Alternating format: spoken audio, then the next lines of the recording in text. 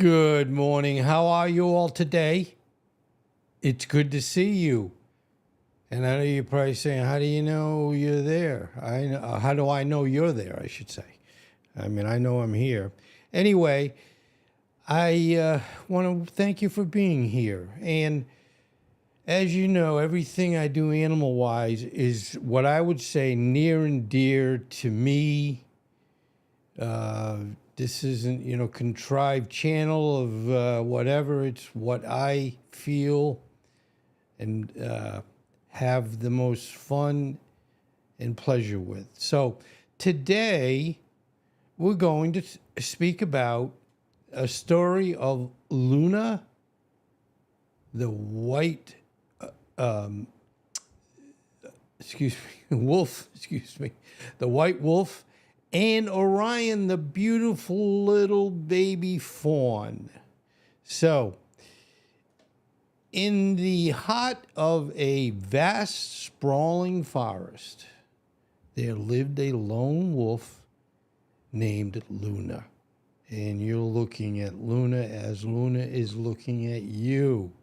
I know Luna's saying, hey, Jim's got a bunch of people watching me, and I really like it. So anyway, in the heart of a vast, sprawling forest, there lived, as I said, a lone wolf named Luna. Luna was no ordinary wolf. Not that you'd say all wolves generally are normal or ordinary. No one's ordinary. We're all hopefully special and different and all the stuff we'd like. Anyway, her fur was as white as the winter snow, and her eyes shimmered like the moonlit sky. Hence, her name is Luna. She was a creature of the night, her howls echoing through the silent woods, a haunting melody that spoke of solitude and freedom. That is cool. One starlit night, as Luna wandered through the moon-kissed glades, she stumbled upon a sight that made her heart skip a beat. A young fawn, its coat as golden as the autumn leaves, was trapped in a thicket. Thicket is just like bushes, kind of overrun bushes, a thicket of thorns. Of course, that makes it even worse. Its soft whimpers piercing the stillness of the night. So now you're thinking to yourself, Orion, a wonderful little fawn, is in some thickets of, bushes and cannot move. And you would think Luna would say, that's great, because I don't have to work very hard to, I guess I would say, take the animal down, which if that was the case here, I wouldn't be telling you this. Some of them have it where only because of it's the animal world, animal attributes that you think that, if a wolf sees a little baby fawn caught, it's definitely got a problem. Luna, despite her predatory instincts, and this is cool, felt a surge of compassion for the helpless creature. With gentle paws and careful nudges, Luna freed the fawn from its thorny prison. The fawn, its eyes wide with gratitude, nuzzled against Luna's leg, its fear replaced with trust.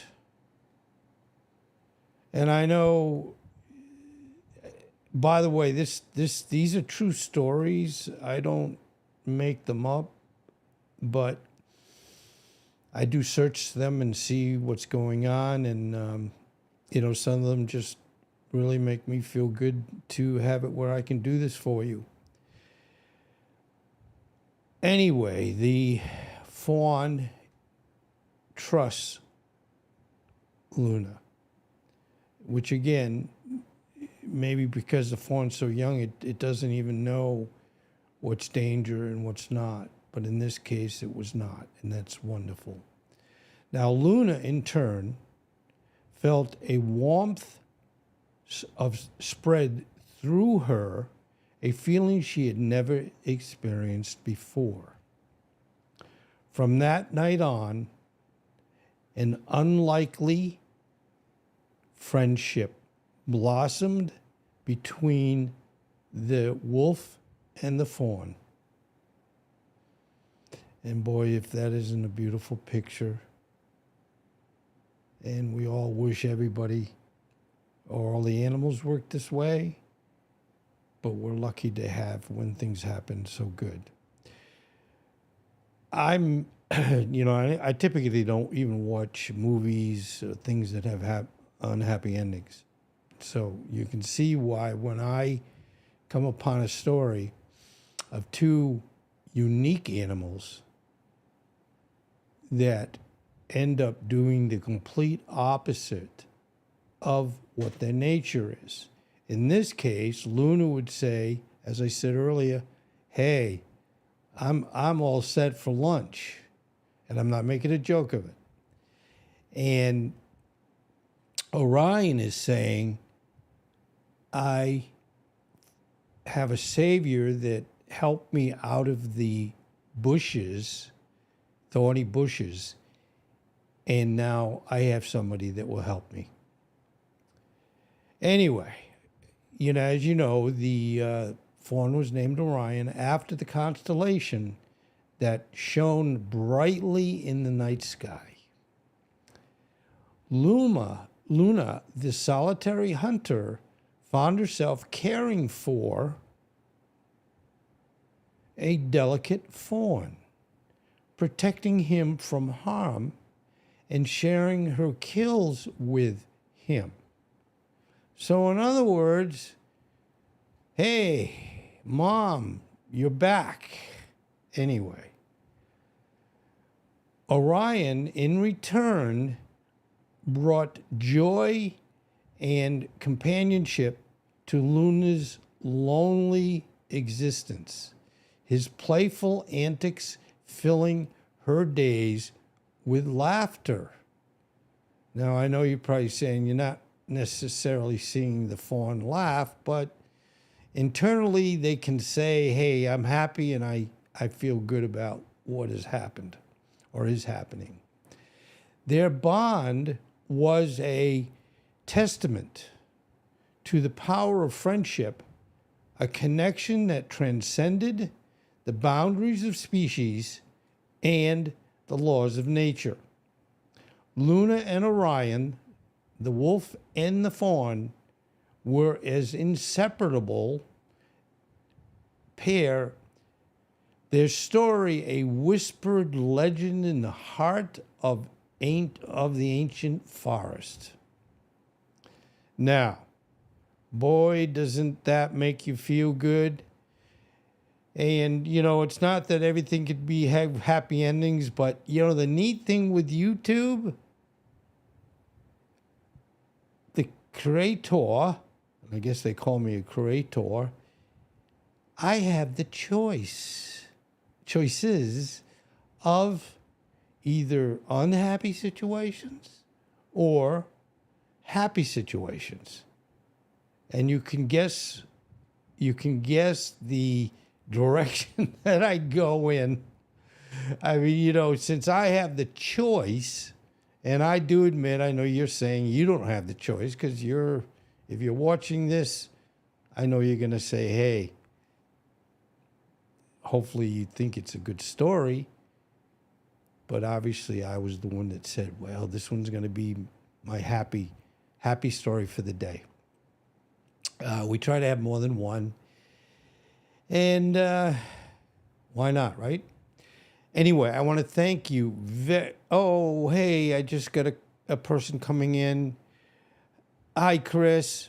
Good to hear from you. What are you doing? What are you even doing? Well, I'm doing what we call a live vertical on these two wonderful animals, and these are true stories. And it is the story of Luna, the white fox, and Orion, the very lost baby fawn. And Chris, this is an animal channel, and this is what I basically do every day. Not every day, well, every day. I look for good stories, happy stories, different stories. Because typically you would think with, as I mentioned earlier, a fawn and a wolf, the wolf is certainly going to take advantage of the fawn. And we would kind of understand that in a way because as I said, I don't like unhappy endings where, one animal kills another animal. But I recognize in reality that animals need to eat to survive. So unfortunately, if there isn't another choice of food, they will definitely go after, especially in this case, Orion being unprotected, being stuck in bushes, and couldn't get out to run away. And in this case, Orion said, don't worry, little one. I'm going to save you, and I'm going to take care of you for as long as you want me to take care of you. What more can we ask for? Thank you very, very much for being here. Please subscribe and, all that stuff that people say. The other thing, on my channel, I've been doing regular podcasts, and I have 4 intermingled within my typical like this, and most of what I do are live vertical on YouTube. And the biggest point is having a wonderful opportunity to show something that is so good to us all. And again, thank you for being here. Please stay well, and hopefully I'll see the next one. Well, I'm sorry. Me, I'm older, so I gotta admit I go off on tangents, but I started talking about podcasts. Podcasts, as you know, are, instead of being like this, video and so on and so forth, and verbiage, it has it where the animals have a choice of what I want them to do. And the biggest thing here is how we are blessed when we have these animals like this that are around us. And anyway, again, I want to thank you very much for being here, and have a wonderful day. Thank you again. I'm sorry. I know you're saying, come on, Gio. Anyway, back to my podcast. You'll find, unfortunately, as you get older, I admit, you kind of sometimes forget what you're talking about. But the big thing here is having where, talking about the podcast, one of them, as I said, I have 4 of them up, and I'm going to be doing them, also. But the one that's very interesting, and the other, they're all hopefully a little interesting, but one is in reference to the cloning of our animals. Now, I don't know if you remember Dolly the sheep from, I'm going to say 20 years now. That was the first animal that we knew of that they worked on cloning her. In the sense of cloning is where you're taking an animal, or going to be a person maybe down the road, and you make in so many words, a duplicate copy. And this podcast goes into, you might think everything is exactly the same, and somewhat in the sense of the looks might be the same, but the actions might not be, because it could be in a totally different environment, as they're growing up. So you'd say, this animal looks like my other animal, but the animal is acting differently than my other animal. That's not necessarily something's wrong. It's just we are, both humans and animals in a sense, we are a product of our environment. So if you clone an animal, and the animal's born today or cloned today, they're not going to go back, because my Jamie, who I would clone 100 times, I'm not exaggerating, she's 11 years old. So she's had 11 years of us. And of course, we treat her like, she's my mother, or the best thing that from sliced bread. But, a new Jamie today will be learning from today up.